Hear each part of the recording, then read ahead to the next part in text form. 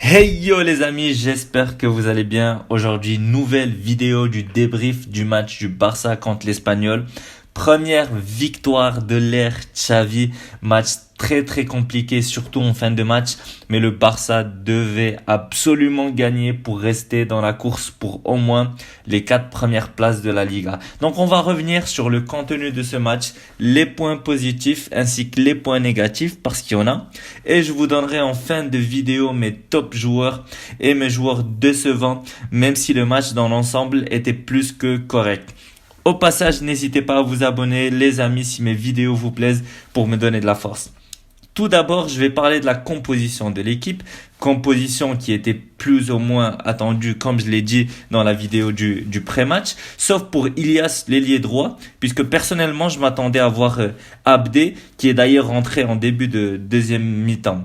Ensuite, il faut parler de l'entame de match. Mais quelle entame de match! Franchement, ça faisait hyper longtemps que je n'avais pas vu une aussi bonne entame de match. Le Barça a rapidement pris la possession du ballon et s'est procuré 3 à 4 occasions pour marquer, notamment les tirs de Depay qui étaient contrés par Diego Lopez, le gardien de l'Espagnol qui a fait un grand match aussi, ainsi que l'occasion franche de Ilias qui a raté son tir et qui a été très bien servi par Gavi.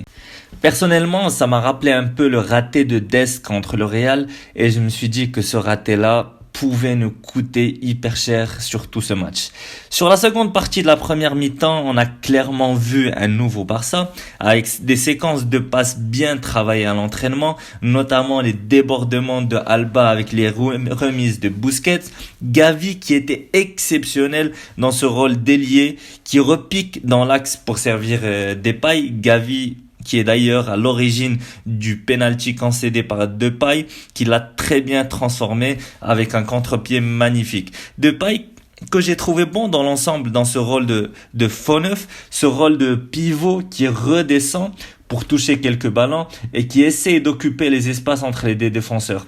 Et c'est là où on voit l'importance et l'apport de De Jong quand Depay revient en pivot, De Jong va prendre sa place dans la surface de réparation pour apporter du surnombre. Franchement, aujourd'hui, De Jong a fait un top match, surtout lors de la première mi-temps. Alors, durant la deuxième mi-temps, le niveau du Barça a clairement baissé après le but de Depay. On a vu que physiquement, l'équipe n'était pas prête pour garder le rythme de la première mi-temps. Et c'est là où je veux revenir sur le coaching de Xavi et surtout les changements. On a vu la rentrée d'Abdé qui a fait plus que du bien au Barça. Abdé qui est un pur talent et qui, je rappelle les amis, n'a que 17 ans. À un moment donné, la pichenette qu'il fait entre les deux défenseurs pour enrouler pied gauche était juste incroyable. Même Xavi était surpris sur le banc et commençait à applaudir. Donc Abdé a surveillé lors des prochains jours. Pour revenir sur le coaching de Xavi, on voit qu'il est cohérent avec son discours en conférence de presse. On voit bien sa volonté d'impliquer toute l'équipe. D'ailleurs, Xavi a réalisé les 5 changements qui étaient plus que cohérents.